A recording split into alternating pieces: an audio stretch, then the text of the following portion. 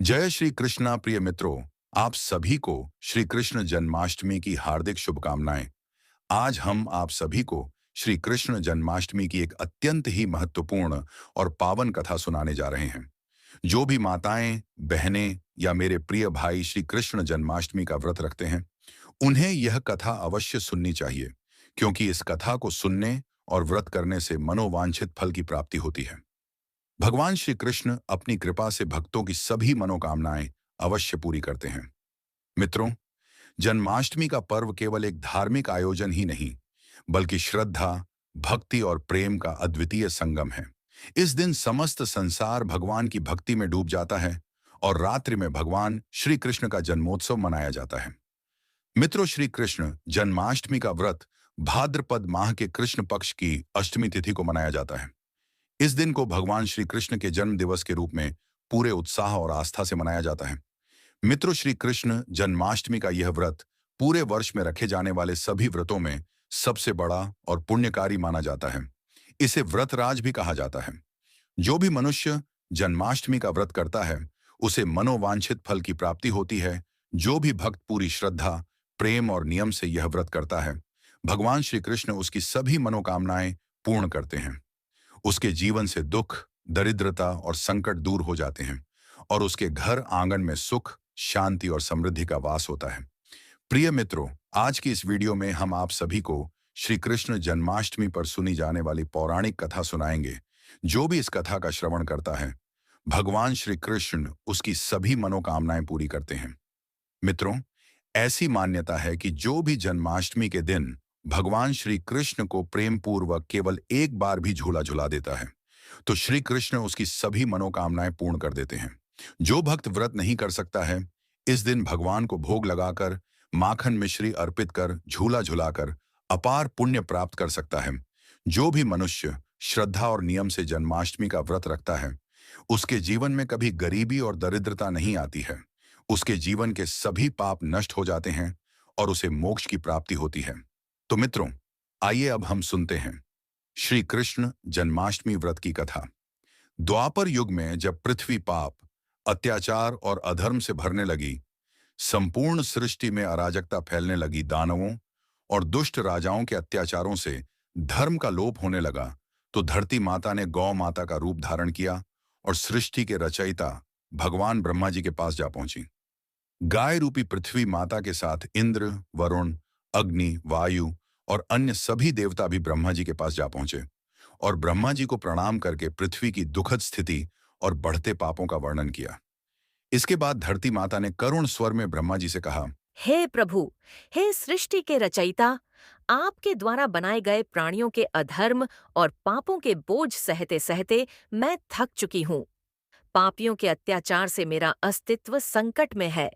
कृपया मेरी रक्षा कीजिए और मेरा उद्धार कीजिए। माता पृथ्वी की करुण पुकार सुनकर ब्रह्मा जी ने कहा, हे पृथ्वी, आपके इस संकट का समाधान केवल भगवान श्री हरि विष्णु ही कर सकते हैं। मित्रों, ब्रह्मा जी की यह बात सुनकर वहां उपस्थित सभी देवता आपस में एकमत होकर बोले, चलो हम क्षीर सागर में भगवान विष्णु के पास चलते हैं।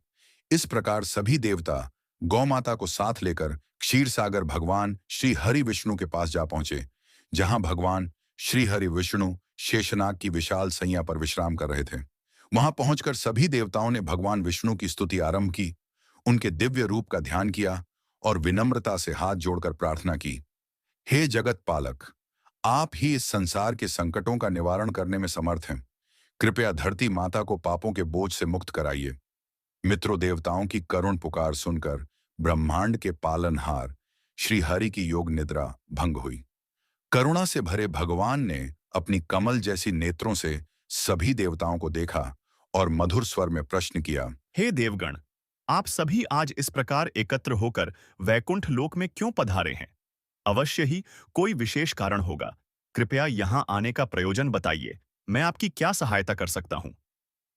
तभी दीनहीन वाणी में अश्रुपूरित नेत्रों से माता पृथ्वी आगे आई और भगवान श्री हरि से बोली, हे प्रभु, संपूर्ण भूमंडल पाप, अत्याचार, अधर्म और दानवों के उत्पीड़न से त्राहि त्राहि कर रहा है। अधर्म का अंधकार इतना फैल गया है कि धर्म और सत्य का प्रकाश जैसे लुप्त सा हो गया है। दैत्य और दुष्ट राजाओं ने प्रजा का जीवन संकट में डाल दिया है। नारी, बालक, वृद्ध सभी भय और पीड़ा में हैं। हे करुणामय, आप ही इस संसार को अधर्म और पाप से बचा सकते हैं। मैं आपसे विनती करती हूँ कि आप इस अंधकारमय समय में अवतरित होकर पाप और अत्याचार का नाश करें तथा इस धरा को पुनः धर्म और शांति से परिपूर्ण करें। माता पृथ्वी की करुण पुकार सुनकर भगवान श्री हरि विष्णु ने गंभीर और दृढ़ स्वर में कहा, हे देवी पृथ्वी, चिंता मत करो। धर्म की रक्षा और अधर्म के विनाश हेतु मैं स्वयं अवतार धारण करूंगा। मैं ब्रजमंडल में वासुदेव की पत्नी और कंस की बहन देवकी के गर्भ से प्रकट होऊंगा। इस अवतार के द्वारा मैं समस्त दानवों का संहार करूंगा और संसार को पुनः धर्ममय बना दूंगा।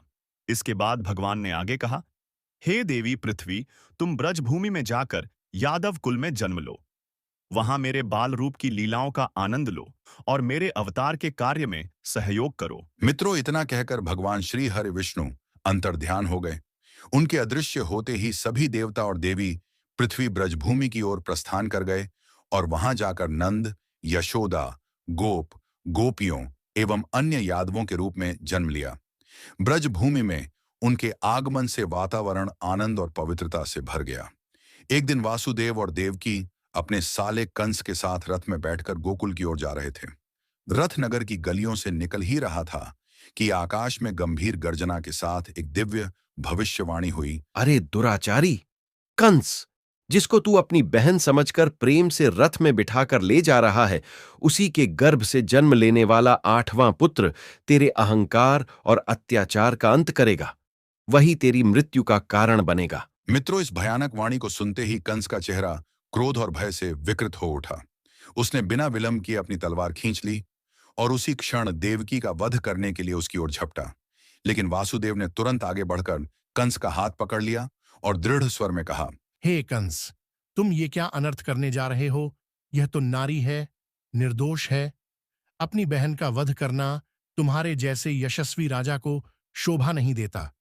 यदि तुम्हें अपनी मृत्यु का भय है तो मैं एक वचन देता हूं, जब भी देवकी के गर्भ से संतान उत्पन्न होगी, जन्म लेते ही मैं उसे स्वयं तुम्हारे हाथों में सौंप दूंगा। तुम्हें उसके साथ जो भी करना है कर सकते हो। वासुदेव के इन आश्वासन भरे वचनों को सुनकर कंस ने तलवार नीचे कर दी, लेकिन उसके मन में संदेह और क्रूरता का अंधकार जस का तस बना रहा। कंस ने अपनी कपटी मुस्कान के साथ कहा, ठीक है वासुदेव, मैं तुम्हारे वचन पर विश्वास करता हूं। फिर वह वासुदेव और देवकी को साथ लेकर महल पहुंचा और वहां उन्हें एक अंधकारमय, ठंडी और नमी से भरी कारागार में कैद कर दिया। जैसे ही देवकी किसी पुत्र को जन्म देती, कंस निर्दयता से उस नवजात शिशु को छीन लेता और उसकी हत्या कर देता। इस प्रकार देवकी के 7 पुत्र उसके हाथों काल का ग्रास बन गए। जब देवकी 8वें गर्भ से थीं, तो यह समाचार कंस के कानों तक पहुंचा। 8वें गर्भ की बात जानकर उसका भय और क्रोध और भी बढ़ गया। उसने तुरंत आदेश दिया कि वासुदेव और देवकी को एक विशेष, अत्यंत सुरक्षित कारागार में डाल दिया जाए।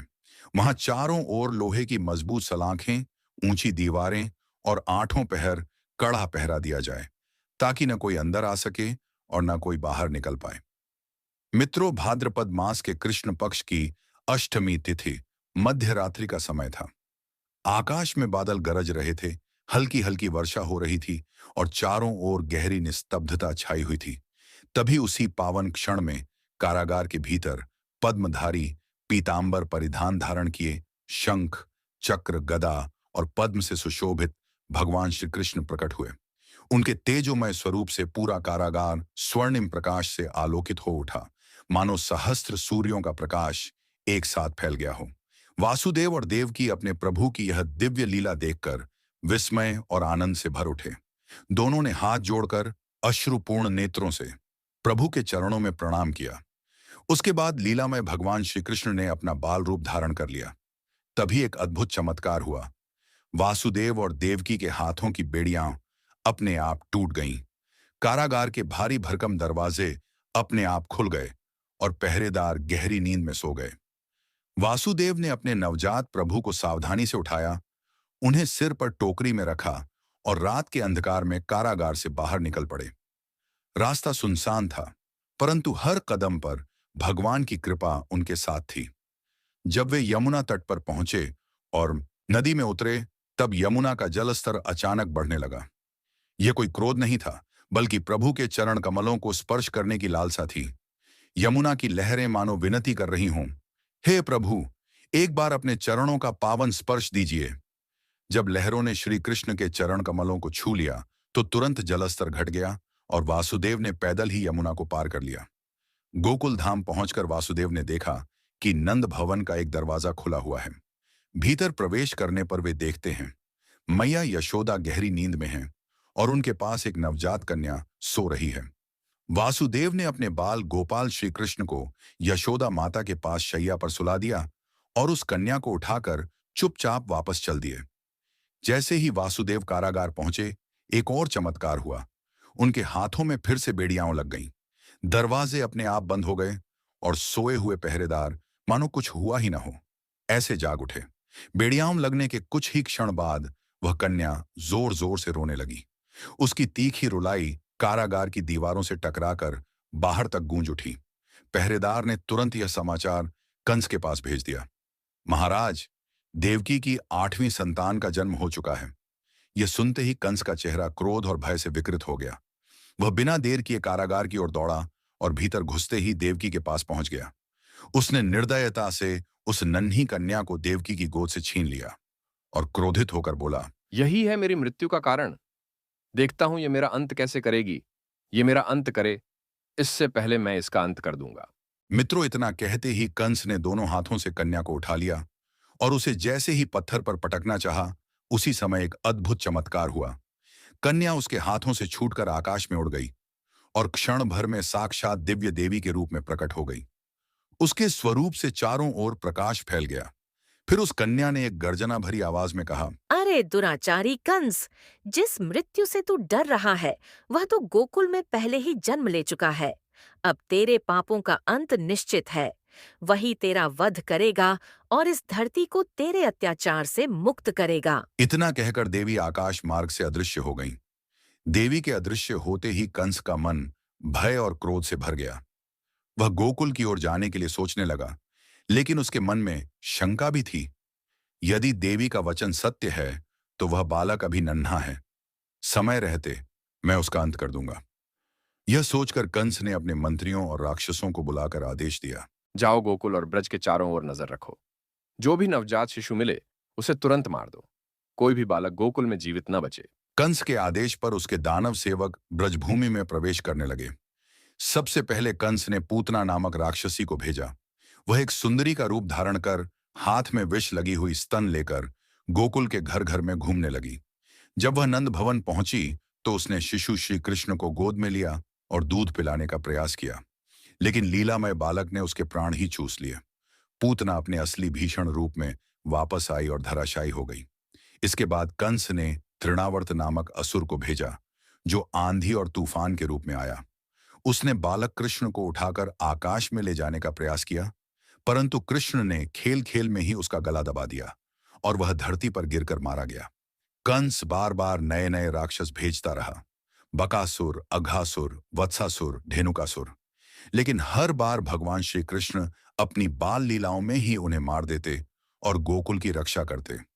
जैसे जैसे समय बीतता गया, श्री कृष्ण के दिव्य गुण और अद्भुत पराक्रम पूरे ब्रज में फैल गए। गोप गोपियां, नंद और यशोदा सभी उनके बाल रूप और लीलाओं में मग्न रहते। कभी वे बांसुरी बजाते, कभी माखन चुराकर खाते और कभी गोपियों को मोह लेते। इसी तरह समय बीतता गया। जब श्री कृष्ण यौवन की ओर बढ़ने लगे तो मथुरा से आने वाला समाचार उन्हें कंस के अत्याचारों की याद दिलाता। एक दिन वह समय आ ही गया जब कंस ने अखाड़े में मल्ल युद्ध प्रतियोगिता के लिए कृष्ण और बलराम को मथुरा बुलवाया। भगवान श्री कृष्ण ने वहां पहुंचकर पहले कोवलयापीड़ नामक विशाल हाथी का वध किया, फिर मल्लों, चाणूर और मुष्टिक को युद्ध में परास्त किया। अंततः उन्होंने कंस को उसके राज सिंहासन से खींचकर धराशायी किया और उसका वध कर दिया। कंस के मरते ही मथुरा और ब्रजभूमि में शांति और आनंद लौट आया। प्रजा ने चैन की सांस ली और चारों ओर यह घोषणा होने लगी, धर्म की विजय हुई, अधर्म का नाश हुआ। प्रिय भक्तों, इस प्रकार से भगवान श्री कृष्ण ने अपने भक्तों की रक्षा की। मित्रों बोलिए, कृष्ण भगवान की जय। तो चलिए मित्रों, अब मैं आप सभी को भगवान श्री कृष्ण से संबंधित एक और पुरानी कथा का अनुसरण कराता हूं। एक बार की बात है, कैलाशपति भगवान शिव जी के मन में तीव्र इच्छा हुई कि वे ब्रजधाम जाकर अपने आराध्य भगवान श्री कृष्ण के बाल रूप के दर्शन करें। शिव जी मन ही मन भगवान श्री कृष्ण के बाल रूप की कल्पना करके सोचने लगे, मैं कितना भाग्यशाली हूं जो अपने प्रभु को नन्हे बालक के रूप में खेलते कूदते देखूंगा। यह सोचकर उन्होंने तुरंत एक योगी सन्यासी का भेष धारण किया। जटाजूट, भस्म से लिपटा शरीर, गले में रुद्राक्ष की माला, हाथ में कमंडल और डमरू। वे गोकुल की ओर प्रस्थान कर नंद भवन के बाहर आ पहुंचे। द्वार पर खड़े होकर उन्होंने ऊंचे स्वर में पुकारा, अलख निरंजन, अलख निरंजन। फिर भक्ति भाव से प्रभु का भजन गाने लगे। उस समय भीतर माता यशोदा अपने कान्हा के लालन पालन में मग्न थी। वे श्री श्याम सुंदर अपने लाडले बालकृष्ण का श्रृंगार कर रही थीं। कानों में कुंडल, माथे पर तिलक, पीतांबर और मोरपंख से सजे मुकुट से वे अपने लाल को संवार रही थीं। ममता में डूबी यशोदा मैया को बाहर खड़े योगी की आवाज सुनाई ही नहीं दी। भोलेनाथ ने फिर से एक बार ऊंची आवाज में पुकारा, अलख निरंजन, लेकिन भीतर से कोई उत्तर नहीं आया। उसी समय वहां से एक वृद्ध ब्रज गोपी गुजर रही थी। उसने द्वार पर खड़े उस योगी को देखा जो कुछ देर से प्रतीक्षा कर रहा था। वह आगे बढ़ी और मुस्कुराकर बोली, बाबा, आप किसे पुकार रहे हैं? योगी रूप में छिपे भोलेनाथ ने शांत स्वर में कहा, हे माथे, मैं इस घर की गृहस्वामिनी को पुकार रहा हूं, परंतु कोई भी माता बाहर आकर मुझे भिक्षा देने नहीं आई। मुझे उन्हें पुकारते हुए काफी समय हो गया है। गोपी ने सहज भाव से पूछा, बाबा, आपको भिक्षा चाहिए क्या? भगवान शिव जी ने सिर झुकाकर कहा, हाँ मां, मुझे भिक्षा चाहिए। तब गोपी मुस्कुराते हुए बोली, बाबा, लेकिन यहाँ तो मुझे कोई नहीं दिख रहा है। आप मेरे घर चलिए, वहां मैं आपको भिक्षा दे दूंगी। आप जो मांगोगे, अगर वह मेरे पास हुआ तो अवश्य दूंगी। यह सुनकर भगवान भोलेनाथ ने कोमल किंतु दृढ़ स्वर में कहा, हे माते, मैं जहां भी जाता हूं केवल उसी द्वार से भिक्षा स्वीकार करता हूं। यदि उस द्वार से कुछ मिल जाए तो अच्छा, और यदि न मिले तो फिर मैं किसी और द्वार पर नहीं जाता। गोपी ने भोले बाबा की बात सुनी, थोड़ी चिंता के भाव में बोली, महाराज, फिर तो आज आप भूखे ही रह जाएंगे, क्योंकि आपके आवाज देने पर कोई घर से बाहर नहीं आ रहा है।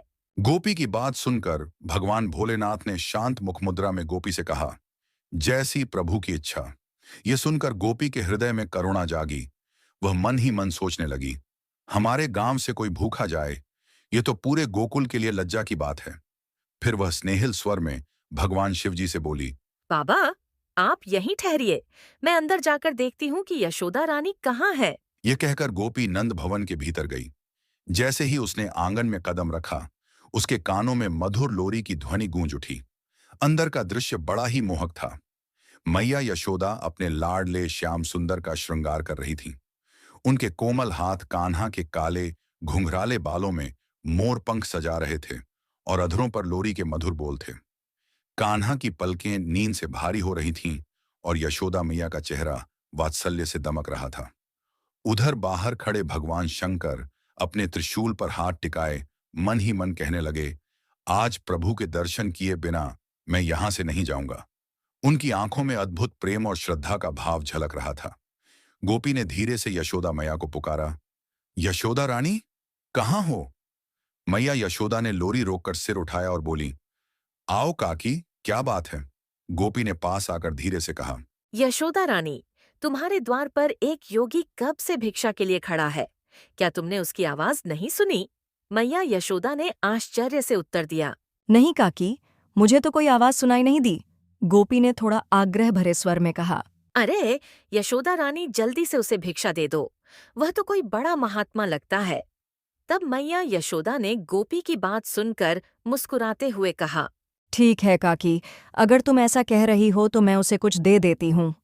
गोपी ने उत्साहित स्वर में कहा, लेकिन यशोदा रानी, ऐसा योगी तो मैंने जीवन में कभी नहीं देखा। उसके मुखमंडल को देखकर तो आंख ही नहीं टिकती। मैया यशोदा ने आश्चर्य से पूछा, काकी, ऐसा क्या है उस योगी में? गोपी ने भाव विभोर होकर कहा, यशोदा रानी, उसके ललाट का तेज तो मानो सूर्य की आभा को मात दे रहा हो, और देखो, उसका कितना अद्भुत नियम है। वह जिस द्वार पर भिक्षा के लिए खड़ा हो जाता है, केवल वहीं से भिक्षा ग्रहण करता है। अगर वहां से भिक्षा न मिले तो वह भूखे पेट ही लौट जाता है, किसी और द्वार पर नहीं जाता। यशोदा मैया ने गोपी की बातें सुनकर गंभीर स्वर में कहा, अरे काकी, तुम्हारी बातों को सुनकर तो मैं दक्षिणा देना ही भूल गई। अब भी लेकर आती हूँ। मित्रों, यह कहकर मैया यशोदा ने संदूक खोला। उसमें से चांदी के सिक्कों से भरी थाली और एक बहुमूल्य मोतियों की माला निकाली। माला को हाथ में लेते हुए माता यशोदा मन ही मन में सोचने लगी, अगर वह महात्मा इतनी ही बड़ी दिव्य आत्मा है तो यह मोतियों की माला उन्हें भेंट कर देती हूं। प्रिय मित्रों, उधर बाहर नंद भवन के द्वार पर खड़े भगवान शिव शंकर अपने झटाझूठ और गले में लिपटे नाग के साथ गंभीर भाव से खड़े थे। वे मन ही मन श्याम सुंदर से संवाद कर रहे थे। प्रभु, दर्शन देने में इतना संकोच क्यों कर रहे हो? तभी श्याम सुंदर की मधुर वाणी उनके हृदय में गूंजी, नाथ, मेरे तो धन्य हो भाग्य जो आप मेरे सेवक के घर पधारे। आपका यह आगमन ही मेरे लिए सबसे बड़ा आशीर्वाद है। कृपया इस प्रेम का परिणाम स्वीकार करें। इतने में मैया यशोदा ने श्याम सुंदर को धीरे से पालने में रखा। उनके मुख पर वात्सल्य भरी मुस्कान थी। उन्होंने दक्षिणा की थाल उठाई और गोपी के साथ नंद भवन से बाहर चल दी। वहां नंद भवन के बाहर योगी भेष में स्वयं कैलाशपति भगवान शिव शंभू खड़े थे। शरीर पर बाघंबर, गले में सर्पमाला, जटाओं में अर्धचंद्र और गंगा जी की धार लहराती हुई उनके तेज से पूरा वातावरण अलौकिक हो रहा था। वे शांत भाव से लेकिन आंखों में किसी अदृश्य प्रेम की चमक लिए प्रतीक्षा कर रहे थे। इतने में माता यशोदा गोपी के साथ भवन से बाहर आईं। उनकी आंखें जैसे ही उस योगी पर पड़ीं, उन्होंने श्रद्धा से झुककर प्रणाम किया और कोमल स्वर में बोली, बाबा, विलंब से आने के लिए क्षमा कर दीजिए। मैं अपने लल्ला का श्रृंगार कर रही थी, इसलिए देर हो गई। योगी के वेश में भगवान शिव जी मुस्कुराए और गंभीर किंतु प्रेम से भरे स्वर में बोले, धन्य हो माता, जिसे ऐसे परम दिव्य बालक की सेवा का सौभाग्य प्राप्त हुआ है। मैं भी उस अलौकिक शिशु के दर्शन करना चाहता हूँ। कृपया मुझे भी उस परम दिव्य लल्ला के दर्शन करा दो। मैया यशोदा थोड़ी संकोच भरी मुस्कान के साथ बोली, बाबा, मुझे क्षमा कर दो। अभी अभी मैंने उसे स्नान कराया है। इस समय मैं उसे बाहर नहीं ला सकती, ठंडी हवा लग जाएगी। यह सुनकर साधु वेश में भगवान शिवजी ने विनम्र किंतु आग्रह भरे स्वर में कहा, हे माथे, मैं स्वयं तुम्हारे द्वार पर आया हूं। क्या मेरी इतनी सी विनती भी स्वीकार नहीं करोगी? मैया यशोदा ने सिर हिलाकर दृढ़ स्वर में कहा, नहीं बाबा, ये संभव नहीं है। मैं अपने लल्ला को इस समय बाहर नहीं ला सकती। आप यह भिक्षा ग्रहण कीजिए और मुझे क्षमा कीजिए। तभी उस योगी के वेश में भगवान शिव जी ने यशोदा माता के हाथों में थमी भिक्षा की थाल की ओर देखा, जिसमें चांदी के सिक्के और मोतियों की माला रखी थी। यह देखकर भगवान शिव जी ने गंभीर स्वर में माता यशोदा से कहा, हे माथे, आप भिक्षा में जो बहुमूल्य मोतियों का हार और स्वर्ण लेकर आई हैं, यह तो मेरे लिए पत्थर के टुकड़े के समान है। मैं इस हार और धन का क्या करूंगा? मुझे इनका कोई लोभ नहीं, कोई चाह नहीं। यदि तुम्हें चाहिए तो ऐसे हीरे मोती माणिक मैं अपने पास से दे सकता हूं। मित्रों, इतना कहकर भगवान शिव जी ने अपने कमंडल का ढक्कन खोला और उसमें से अनगिनत चमचमाते हीरे, मोती और माणिक निकालकर यशोदा माता की भिक्षा की थाल में रख दिए। उन रत्नों की आभा से चारों ओर जैसे एक दिव्य प्रकाश फैल गया। यह दृश्य देखकर यशोदा मैया और पास खड़ी गोपी दोनों आश्चर्य से एक दूसरे को देखने लगीं। यशोदा माता के मन में यह विचित्र दृश्य देखकर हल्का सा संदेह जागा। उन्होंने गोपी से धीमे स्वर में कहा, काकी, मुझे यह साधु कुछ मायावी प्रतीत होता है, तभी तो ऐसी बहकी बहकी बातें कर रहा है। गोपी चुपचाप खड़ी यशोदा माता के चिंतित चेहरे को देख रही थी। उसकी आंखों में भी एक अनकही चिंता झलक रही थी। तभी यशोदा माता ने योगी वेशधारी भगवान शिवजी से कहा, देखो बाबा, तुम जैसे कई मायावी इससे पहले भी यहाँ आ चुके हैं। सभी यही कहते हैं, तेरा लल्ला बड़ा दिव्य बालक है, उसके दर्शन करा दो, उसे मेरी गोद में दे दो। परंतु फिर वही लोग उसके अनिष्ट करने की चेष्टा करते हैं। मेरे लल्ला ने आप सबका क्या बिगाड़ा है, जो आप लोग उसके शत्रु बने बैठे हो? यदि आपको भिक्षा चाहिए तो ले लीजिए, अन्यथा अपने स्थान को पधारिए। मैं अपने लल्ला को बाहर नहीं लाऊंगी। यह सुनकर योगी वेशधारी भगवान शिवजी ने विनम्रतापूर्वक माता यशोदा से कहा, हे माथे, इतना कठोर मत बनो। मैं बहुत दूर कैलाश पर्वत से आया हूं। बस एक बार आप अपने लल्ला के दर्शन करा दीजिए। मैं स्वयं दर्शन करने के बाद चला जाऊंगा। शिवजी की यह बात सुनकर माता यशोदा ने दृढ़ता से कहा, बाबा जी, चाहे आप कैलाश पर्वत से ही क्यों ना आए हों, लेकिन मैं अपने लल्ला को नहीं दिखाऊंगी। अगर आप सचमुच कैलाश पर्वत से आए हो तो वहीं भगवान शिव के दर्शन कर लेते। यहाँ किस काम से आए हो? ये सुनकर भगवान शिवजी मंद मुस्कान के साथ बोले, भोली मैया, भगवान के साक्षात दर्शन करना कठिन नहीं है। साधना, भक्ति और तप से वह संभव है, लेकिन उनके बाल स्वरूप के दर्शन करना यह तो अत्यंत दुर्लभ है। ऐसे दर्शन कई युगों में एक बार होते हैं। इसी अद्वितीय अवसर की लालसा से मैं तुम्हारे द्वार आया हूं। मित्रों, भगवान शिवजी ने अपने शब्दों में ऐसी करुणा भर दी कि सुनने वाला कोई भी पिघल जाए, परंतु माता यशोदा का मातृत्व और सतर्कता उन्हें डिगने नहीं दे रही थी। वह बोलीं, बाबा जी, मुझे क्षमा करो, मैं अपने लल्ला को बाहर नहीं लाऊंगी। मेरे पति की सख्त आज्ञा है कि किसी भी अनजान व्यक्ति के सामने अपने लल्ला को मत लाना, चाहे परिस्थिति कैसी भी हो। प्रिय भक्तों, इस समय नंद भवन के बाहर का दृश्य अद्भुत था। एक ओर कैलाशपति भगवान स्वयं योगी वेश में खड़े थे और दूसरी ओर व्रज की रानी यशोदा अपने पुत्र के लिए सुरक्षा की अटूट दीवार बनी थी। उधर स्वर्गलोक में सभी देवता यह दृश्य देख रहे थे। उनके मुख पर चिंता की रेखाएं थीं। तभी इंद्रदेव ने देवताओं से कहा, ऐसे तो काम नहीं चलेगा। यशोदा माता अपना निर्णय कभी नहीं बदलेंगी। से हमारे प्रभु भोलेनाथ लल्ला के दर्शन कैसे करेंगे? देवराज इंद्र की बात सुनकर सभी देवतागण आपस में विचार विमर्श करने लगे। अंततः सबने मिलकर निर्णय लिया कि अब कोई ऐसा उपाय करना होगा जिससे यशोदा मैया का मन बदले। तभी ब्रह्मा जी ने सुझाव दिया, हे देवगण देवी, पूर्णमासी से कहो वे गोपी का रूप धरकर वहां जाएं। उनके शब्दों में ऐसा अपनापन है जो किसी का भी मन बदल सकता है। ब्रह्मा जी का यह सुझाव सुनकर सभी देवतागण प्रसन्न हो उठे और वह बिना विलंब किए देवी पूर्णमासी के पास गए और उन्हें सारा वृत्तांत सुनाया और उनसे नंदगांव जाने के लिए आग्रह किया। देवताओं के आग्रह और विनती करने पर देवी पूर्णमासी ने अपना दिव्य रूप त्यागा और साधारण गोपी का रूप धारण कर लिया। उनके वस्त्र साधारण ब्रजांगना जैसे थे, सिर पर घूंघट, हाथ में मटकी और कदमों में गोकुल की गलियों की सहज लय। वे धीरे धीरे उस स्थान पर पहुंची जहां यशोदा मैया और योगी वेशधारी भगवान शिव के बीच यह संवाद चल रहा था। वहां पहुंचकर उन्होंने पास आकर स्नेहिल स्वर में माता यशोदा से कहा, यशोदा रानी, यह कोई अनजान व्यक्ति नहीं है, मैं इन्हें भली भांति जानती हूँ। यशोदा मैया ने आश्चर्य से पूछा, आप इन्हें कैसे जानती हो? पूर्णमासी गोपी ने धीमे किंतु विश्वास से भरे स्वर में कहा, यशोदा रानी, गोकुल में आने से पहले मैं काशी में रहती थी। वहीं मैंने इन योगी के दर्शन किए थे। यह कोई साधारण तपस्वी नहीं है, यह तो परम दिव्य शक्ति के स्वरूप है, शक्ति के आदिपति। मित्रों, इतना कहते कहते देवी पूर्णमासी की आंखें भर आईं। उनके होंठ कांपे और वे योगी वेशधारी भगवान शिव के चरणों में गिर पड़ी। आंसुओं की धार उनके चरणों को भिगोने लगी। यह दृश्य देखकर वहां उपस्थित सभी के हृदय में एक गहरा मौन छा गया। यह अद्भुत और विचित्र दृश्य देखकर माता यशोदा थोड़ी संकोच और उलझन भरे स्वर में बोली, पूर्णमासी बुआ, क्या तुम सच कह रही हो?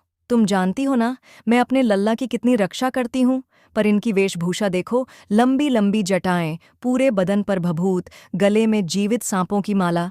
मेरा लल्ला तो इनको देखते ही डर जाएगा। नहीं नहीं, मैं अपने लल्ला को इनके सामने नहीं लाऊंगी। बेचारी भोली भाली मैया को क्या पता था कि उनके आंगन पर स्वयं कैलाशपति पधारे हैं। पूर्णमासी माँ ने मुस्कुराते हुए आंखों में करुणा भरकर यशोदा माता से कहा, यशोदा रानी, तुम यह क्या कह रही हो? इनके दर्शन मात्र से समस्त भय नष्ट हो जाते हैं, सारी बाधाएं दूर हो जाती हैं। ये केवल योगी नहीं, आदि अनंत हैं। तुम मुझ पर विश्वास करो, मैं झूठ नहीं बोल रही हूं। तभी बगल में खड़ी दूसरी गोपी भी बोली, अरे यशोदा रानी, पूर्णमासी बुआ तो कभी झूठ नहीं बोलती। तुम्हें याद है ना, जब ये पहली बार गोकुल आई थीं, तब इन्होंने तुझे आशीर्वाद दिया था कि तुझे भी एक लल्ला होगा। उस समय तो तुम सब आशा छोड़ चुकी थीं, लेकिन इनकी बात सच हुई। ये तो सदा सच ही कहती हैं, तो इनकी बात मान लो। मित्रों, गोपी के कहने पर यशोदा माता ने पूर्णमासी की बात मान ली और नंद भवन के अंदर जाने लगी। अंदर पहुंचकर उन्होंने धीरे से कान्हा के कक्ष का द्वार खोला और उन्हें अपनी गोदी में उठाकर बाहर ले जाती है, जिन्हें देखकर योगी वेशधारी शिव शंभू प्रेम से गदगद हो जाते हैं। श्याम सुंदर के बाल स्वरूप को टकटकी लगाकर निहारने लगते हैं, जैसे पूर्णिमा की रात को चकोर पंछी चांद को टकटकी लगाकर निहारता रहता है। उसी तरह वह साधु वेशधारी भगवान शिव भी इस लल्ला को देखकर उसे एकटक देख रहे थे। भगवान शिव जी अपने प्रिय श्याम सुंदर के इस बाल रूप को देखकर उन्हें नमस्कार करते हैं और श्याम सुंदर के चेहरे पर भी मधुर मुस्कान आ जाती है। फिर श्याम सुंदर को देखकर वह साधु रूपी भगवान भोलेनाथ मैया यशोदा से कहते हैं, हे माता, यदि आपकी आज्ञा हो तो क्या मैं इन पवित्र चरणों में अपना मस्तक रख सकता हूं? योगी वेशधारी भगवान शिव ने बड़ी विनम्रता और प्रेम से माता यशोदा से कहा। माता यशोदा तुरंत हाथ जोड़कर बोली, अरे नहीं नहीं, मैं अपने लल्ला को किसी को भी छूने नहीं दूंगी। ये तो मेरी आंखों का तारा है, मेरी गोद का गहना। इसके नन्हे नन्हे चरण इतने कोमल हैं कि जरा सी छुअन भी इसे चुभ जाएगी। तभी पूर्णिमा की रात जैसी शीतल मुस्कान लिए पूर्णमासी बुआ आगे बढ़ीं और प्रेम पूर्वक बोलीं, अरे यशोदा रानी, योगी बाबा की भक्ति तो देख। पहले तुम इनके पवित्र चरण धूल अपने लल्ला के माथे पर लगा दे। यह कहकर पूर्णमासी बुआ ने बड़े आदर से योगी वेशधारी शिव जी के चरणों की धूल अपने हाथों में लिया और नन्हे श्याम सुंदर कान्हा के ललाट पर लगा दिया। जैसे ही शिव जी की चरण धूल श्याम सुंदर के ललाट पर पड़ी, श्याम सुंदर ने मन ही मन भगवान शिव को प्रणाम किया और मधुर स्वर में बोले, हे प्रभु, बहुत बहुत धन्यवाद, आपने अपने चरणों से मेरा मस्तक पवित्र किया। भगवान शिव श्याम सुंदर और उनकी मैया के बीच का यह अद्भुत स्नेह देख मन ही मन मुस्कुराते हुए बोले, अरे स्वामी, यह कैसा न्याय है? हम तो कैलाश से इतने दूर से आए हैं आपके बाल स्वरूप का दर्शन करने, और देखो, हमें तो आपको गोद में लेने का भी सौभाग्य नहीं मिला। जिनके श्री चरणों से पवित्र गंगा प्रवाहित होकर हम अपने मस्तक पर धारण करते हैं, उन चरणों को एक बार छू लेने तक का अवसर नहीं मिला। इतना कहकर भगवान शिव ने अपनी योग माया से अपने शरीर का एक अदृश्य रूप प्रकट किया और उस अदृश्य रूप से उन्होंने प्रेम पूर्वक श्री श्याम सुंदर के चरणों का स्पर्श किया। तत्पश्चात वे बड़े भाव से पुरुष सूक्त का पाठ करने लगे, जो श्याम सुंदर को अत्यंत प्रिय है। स्तुति के पश्चात योगी वेशधारी शिव शंभू ने माता यशोदा की ओर देखकर कहा, हे माता, इस युग में आपके लल्ला के अद्भुत दर्शन करके मैं धन्य हो गया। मेरे नेत्र निहाल हो गए। यह सुनकर माता यशोदा ने मुस्कुराते हुए कहा, योगी बाबा, अब तो भिक्षा भी ले लीजिए। तभी भगवान शिव जी ने प्रेमपूर्वक उत्तर दिया, माता, अपने ये हीरे मोती, ये पत्थर आप ही संभाल कर रख लो। यह मेरे किस काम के? मैं तो तेरे लाल का दर्शन करके ही माला माल हो गया। यही तो मेरी असली भिक्षा थी। इतना कहकर योगी रूपी भगवान शिव जी अंतर्ध्यान हो गए। मित्रों, ऐसा अनुपम और अद्वितीय दृश्य देखकर स्वर्ग लोक में विराजमान समस्त देवी देवता, गंधर्व, अप्सराएं और सिद्ध जन आनंद से भर उठते हैं। उनके मुखमंडल पर प्रसन्नता की आभा छा जाती है और वे आकाश से सुगंधित पुष्पों की वर्षा करने लगते हैं, मानो सारा ब्रह्मांड स्वयं श्री कृष्ण के बाल स्वरूप की छवि में लीन होकर उनके दर्शन का उत्सव मना रहा हो। प्रिय श्रोतागण, जन्माष्टमी के इस पावन अवसर पर श्री कृष्ण के बाल रूप के दर्शन और उनकी यह कथा जो कोई भी श्रद्धा और प्रेम से सुनता है, वह न केवल पुण्य फल प्राप्त करता है, बल्कि उसके जीवन में एक अदृश्य आशीर्वाद प्रवाहित होता है। ऐसा आशीर्वाद जो उसके घर आंगन में सदा प्रेम, शांति और समृद्धि बनाए रखता है। कहते हैं, इस कथा को सुनने वाला भक्त, चाहे वह कहीं भी हो, अपने अंतर्मन में नंदलाल की मधुर मुस्कान और नन्हे चरणों की आहट को अनुभव कर सकता है। तो आइए हम सभी मिलकर बोलो श्री कृष्ण भगवान की जय। मित्रों, आपको हमारे द्वारा सुनाई गई श्री कृष्ण जन्माष्टमी व्रत कथा कैसी लगी, हमें कमेंट में जरूर बताएं। साथ ही इस कथा को अपने सभी परिवारजनों, मित्रों और बंधुओं के साथ अवश्य साझा करें, ताकि अधिक से अधिक लोग इस पावन कथा के पुण्य फल के अधिकारी बन सकें और आप पर सदैव भगवान श्री कृष्ण की कृपा बनी रहे और आपके जीवन में भक्ति, प्रेम और आनंद का मधुर संगम सदैव बहता रहे। प्रिय मित्रों, वीडियो देखने के लिए आप सभी का बहुत बहुत धन्यवाद। राधे राधे। हरे कृष्ण कृष्ण कृष्ण हरे हरे,